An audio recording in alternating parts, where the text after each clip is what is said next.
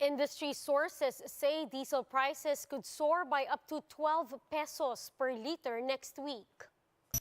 Candidates continue to visit several provinces ahead of the May elections. And the United States announces that it will end its normal trade relations with Russia.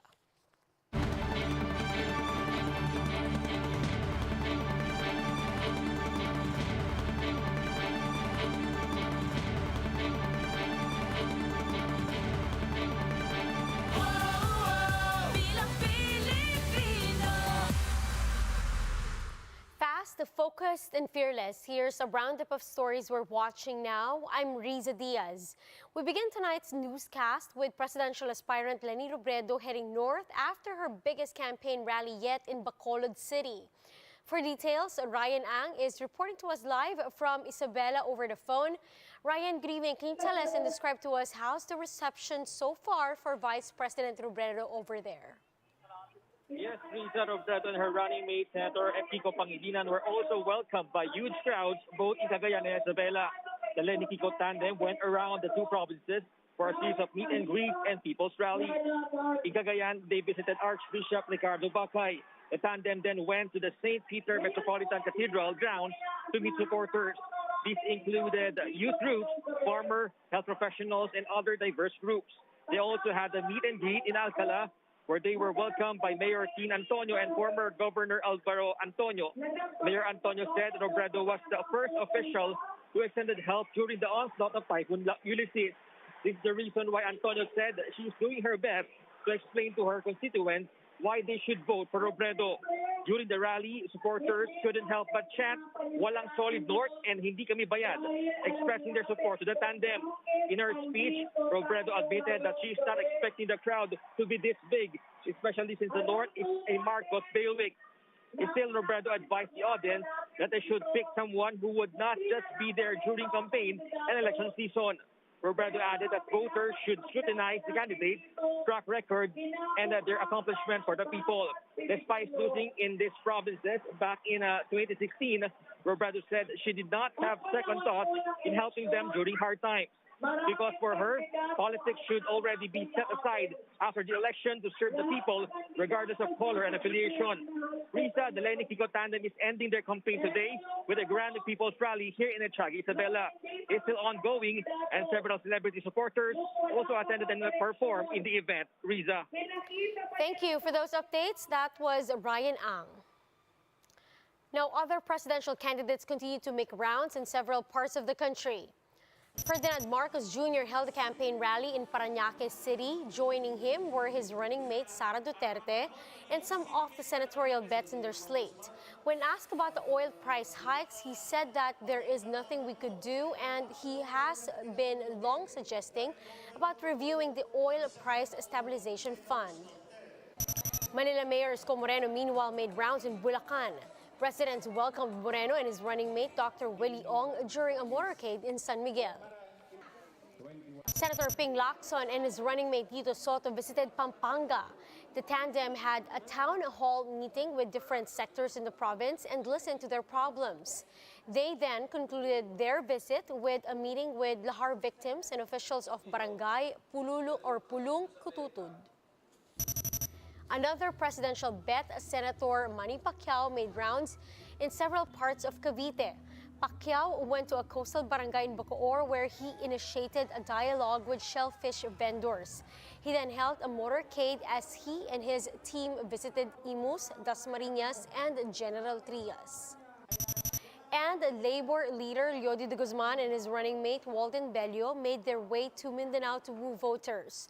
During their visit to Misamis Occidental, de Guzman and Bello were able to talk to fisherfolk and urban poor groups, promising to address their issues if elected for the positions. Now, in other news, motorists and PUV drivers can expect another round of massive fuel price increase by next week. In its fuel price forecast for March 15 to 21, Unioil Petroleum Philippines said diesel may increase by up to 12 pesos and 30 centavos per liter. Gasoline prices, meanwhile, will likely shoot up by 7 pesos per liter for the said time period. Now, this would be the 11th straight week of oil price hikes. The government has vowed to release a fuel subsidy by next week, but some PUV drivers have doubt on the program. Mon Gualvez has the report. The government is set to distribute 2.5 billion pesos worth of fuel subsidy next week under the Pantawid Pasada program. Each beneficiary will receive at least 6,500 pesos. This is also just the first tranche of payouts, with the second round scheduled next month.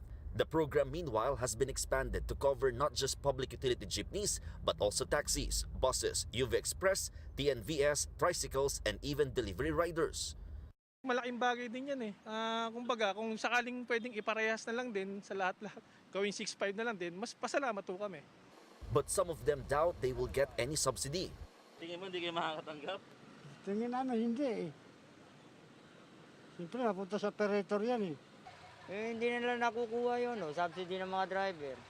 Hindi namin masabi kung na kanino, nakukuha lang ng kung sino-sino. Magkano lang yun? Yung petrolyo talaga ibaba. Wala pag-asa yan.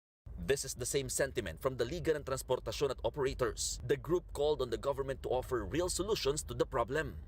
Kailangan ng driver po ay maliwanag, tapyasan yung anong buwis na excise tax o naman, di ba ho? At saka i-repeal o revisahin yung batas deregulation law. At least 30 transport groups have threatened to hold a strike next week if the government does not hear these demands. Meanwhile, based on the LTFRB's records, some 156,000 of over 377,000 subsidy beneficiaries already have fuel cards. PUV drivers can use the cards to purchase fuel only at participating gasoline stations. The government has also allotted 500 million pesos in petroleum discounts for the agriculture sector. Each beneficiary under the program will receive 3,000 pesos. For News 5, Mon Gualvez, we are One News. We'll be back with more stories after the break. Keep it here on One News.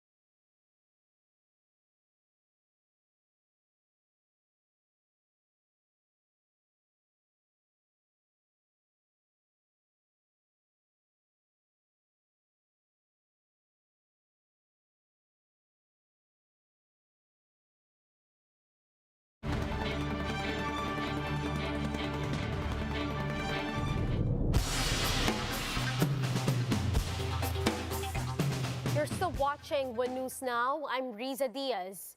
The United States is intensifying economic pressure on Russia as it ends normal trade relations with Moscow. U.S. President Joe Biden announced the move on Saturday, promising to make Russia, quote, pay the price for its invasion of Ukraine. This will enable the West to impose punitive tariffs on Russian goods and make it harder for the country to do business with the U.S. Washington has recently banned the export of goods to Russia and its ally, Belarus, including jewelry, clothing, and vehicles. That's on top of the ban on the imports of Russian oil and gas products. Now, for more updates, visit News 5, the Philippine Star, and Business World Online. Visit our website, onenews.ph, for more in-depth analysis. You can also catch One News on Signal Play app. Register for a free account now at www.signalplay.com and stream One News live anytime, anywhere. I'm Riza Diaz. Mask on, wash hands, and stay safe, Philippines. We are One News.